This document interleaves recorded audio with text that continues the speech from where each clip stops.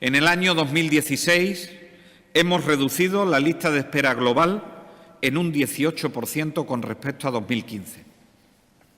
Las esperas globales por encima de los tiempos garantizados por ley los hemos reducido en este 2016 en un 29,13%.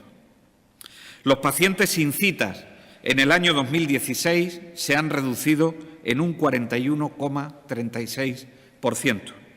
La lista de espera de pruebas es la que más hemos reducido en 2016, un 38,27%, seguida de la de intervenciones quirúrgicas en un 10,16% y, por último, las consultas externas en un 1,34%. Los datos nos hablan de la tendencia claramente positiva de la evolución en la disminución de las listas de espera.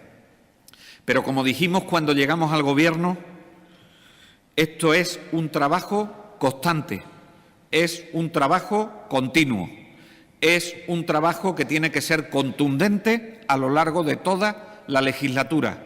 No valen datos parciales, no valen cualquier reducción que se produzca. Tenemos que estar permanentemente pendientes, permanentemente trabajando para seguir reduciendo los tiempos de esperas.